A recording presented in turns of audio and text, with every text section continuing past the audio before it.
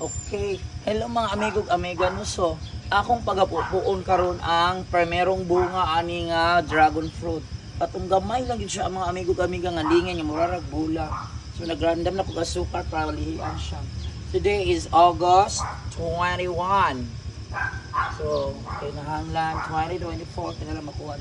Wala man day ko kadalag kuan Tumaon yung bunga. Saan pagapupon sa akong pamangkin sa US, sabay mami nananom ani. Pagapupuon na nako ang bunga sa dragon fruit. Sumautin siya katong naituin. Pero nahulog yung twin. So anaon na lang yun ako niya. Magpasalamat sa dako in the name of the Father, Son, and Holy Spirit. Lord, salamat Lord kay nakabunga na gyud ni Lord. Ug daghana pa gyud ang bunga ani Lord. Nakabunga na gyud kini siya katong pula nga dragon fruit.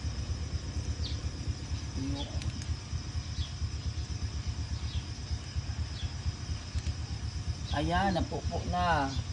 Pilihan na to. Ang ito na. Sumutamis ka sama sa asukar, patamis. Nadaghang lamian sa katilaw nimo. Pagpangita nimo. Sama sa katamis nako. Ug sama sa kalami. Sa tanang mga laming prutas. Ug sama sa kalami. Daghang magpangita ni ani kung makatilaw. So, dara mga amigog amiga.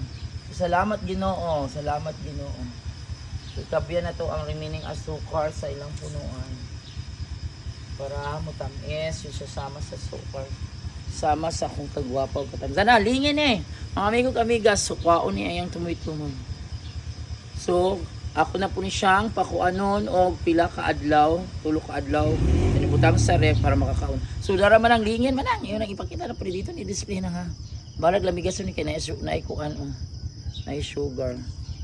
Sige na. Tana ni dito na bye-bye na. Salamat Lord.